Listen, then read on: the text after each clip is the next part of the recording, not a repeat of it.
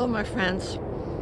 If I walk through the valley of shadow of death, I will fear no evil, because you are with me. My God is with me. In the past videos, we discussed the dark winter that is coming, and the cold, dark, physical, cold winter. And also we talked about the spiritual winter, how spiritually what it means and stuff like that. And in this video, we will talk about the emotional winter. Sometimes people go through a season of darkness, of pain, of sadness or hardship.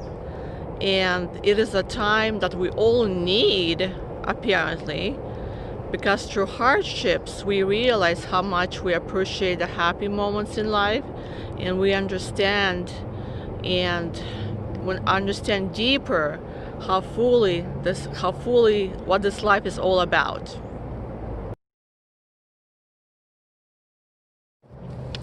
So a season of darkness is a season of growth. When you walk through the valley of death, when you walk through the valley of sadness, it is supposed to be very good for us. I know when we feel like when things are happening and we're not happy with what's going on, we feel like we're being punished, like something is happening. Why is this happening to us? But all the experts are pointing, psychology and spiritual leaders are stating that the dark hours, the darkness in our life, the sadness, the hardships are all needed for growth and development. There's even books about it that state, do not waste your season of darkness. Do not waste your season of problems. Because when you are feeling low, when things are happening and you're really sad, that's the very effective season. That's the season that you can be very effective spiritually. When things are falling all around you and you have nowhere to turn, you know that you have to turn to God. And that's when you start running towards God, you start seeking Him, and that's when you start being effective. Because you realize that only God can carry you through. Only God can help you. No one is looking forward to a hard season in life. We don't want them, really. But yet, they still come. Even if we do not want them, they still come.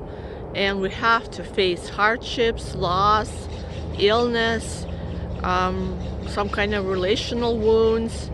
It's just a whole, some kind of trials. And we have to persevere. Darkness isn't a cause for distress, though. It is a call to surrender to our God. He is there to carry us through.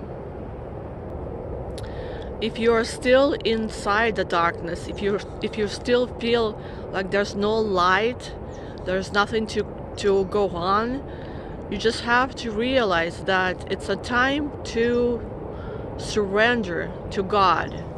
It is a time to face the darkness. It's a time to wait to see what God is doing in your life.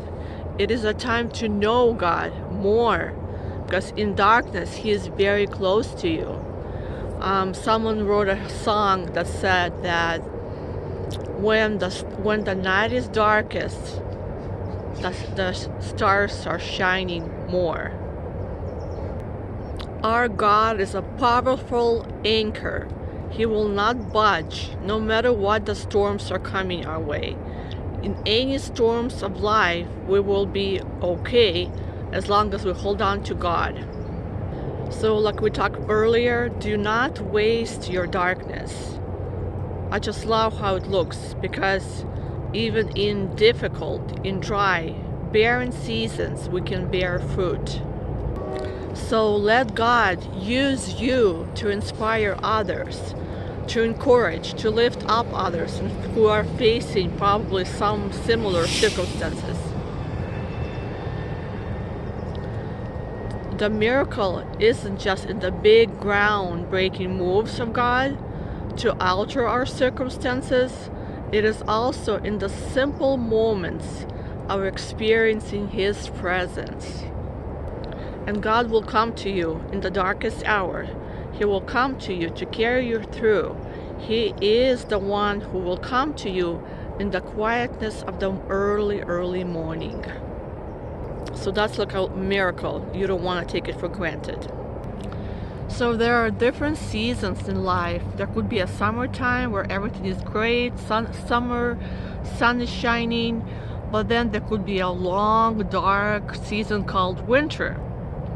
And we have to go through each season to grow.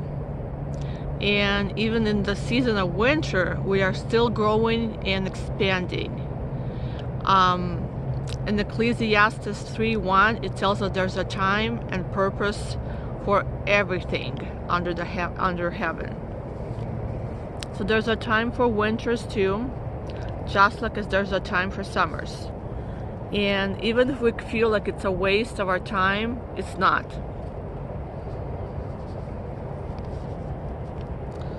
So the secret here is to be contentment with whichever season you are going through, because God has put those things in your life. So there's as much purpose in winter as in summertime. In the beautiful Psalm 23, where it talks about the Lord is my shepherd, I shall not want, verse 4 is amazingly states, when I walk through the valley of shadow of death, I will fear no evil, for you are with me, your rod and your staff will comfort me. So, and then verse 5, it says, you prepare a table before me, and you anoint my head with oil, my cup runs over. So as you see, and then it says, surely goodness and mercy shall follow me all the days of my life, and I will dwell in the house of the Lord forever. As you can see, even as we walk through the valley of darkness, in the shadow of death, we will fear no evil, because God is with us. And like we talked earlier, there's a time and for everything. It's the same way our lives contain a mixture of sorrow and joy, of pleasure and pain, of harmony and struggle, and life and death. Each season has its appropriate time in the cycle of life. Nothing stays the same, and we as God's children must learn to accept and adjust to the flow of God's design. Some seasons, yes, are more difficult, and we may not understand what God is doing. But in those times, we have to submit to the Lord's plan and know that He is doing everything for His good purposes. And Ecclesiastes 3, verse 1 to 8, it talks about there's a time for every purpose under heaven. A time to be born and a time to die. A time to plant and a time to pluck what is planted. A time to kill and a time to heal. A time to break down and a time to build up. A time to weep and a time to laugh. A time to mourn and a time to dance. A time to cast away stones and a time to gather stones.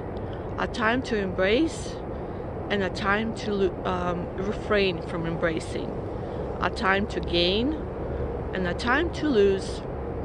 A time to keep and a time to throw away. A time to tear and a time to sue. A time to keep silence, a time to speak. A time to love and a time to hate. A time for war and a time of peace. As you can see, there's a time for everything. So if you are going through something similar, a time of cold, hard, dark winter, this is a time to pray, a time to seek the Lord. A lot of people state that it will really help them to pray psalms. they open the book of the Bible and they open on Psalms and they start praying Psalms. When you read the Psalms, it kind of brings emotions up and it helps you to pray that and put it into your own words and pray it, because it helps people to get sensitive, and it keeps you in touch with your emotions and helps you to confess, and it helps you to be closer to God. So they say Psalms provide words for your prayers when you have none. And some days we do not have any words. We are tired, we are weary, we are too full of emotion to find words to pray. So praying the Psalms will carry you through and will help you no matter what. So I hope this video was hopefully helpful to you, and hopefully your season of hardness will come to the end soon, and you will rejoice in your joy and everything will be just fine. Take care.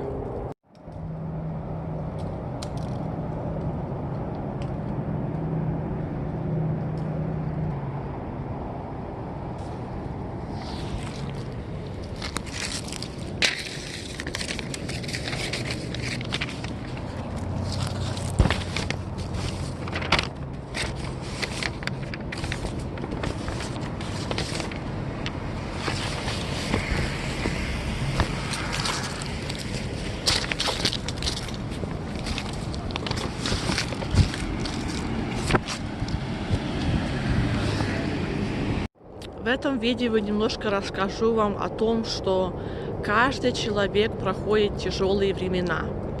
Нам всем наступает такая пора, что мы себя чувствуем что нам очень тяжело, но эта пора для нас нужна. Это как духовная зима.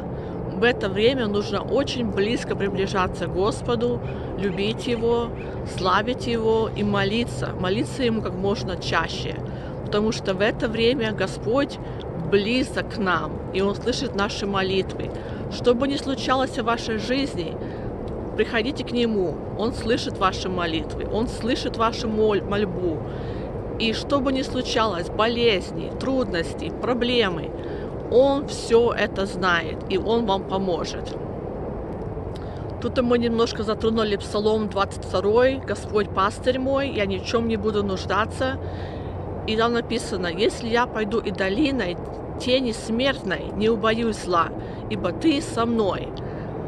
А также время есть на всякому, для всего. Как написано Экклезиаста: время радоваться, время плакать, время болеть, время исцеляться. Я дословно не знаю эти слова, но вы сами можете прочитать. Экклезиаста, глава 3. Очень поучительно то, что все, что случается в нашей жизни, это так должно быть. И время есть к всему. Время есть радости, время есть печали. И все несет свой плод. Почему, когда вам трудно и печально, не расточайте вашу печаль. Эту вашу печаль, ваши слезы направьте в правильное русло. Все ваши эмоции направьте в то, чтобы найти Господа, чтобы узнать Его, чтобы ближе приблизиться к Нему. И тогда это принесет большой плод в вашей жизни. Я надеюсь, будет все хорошо в вашей жизни, и Господь да поможет вам во всех ваших трудностях. Благодарю.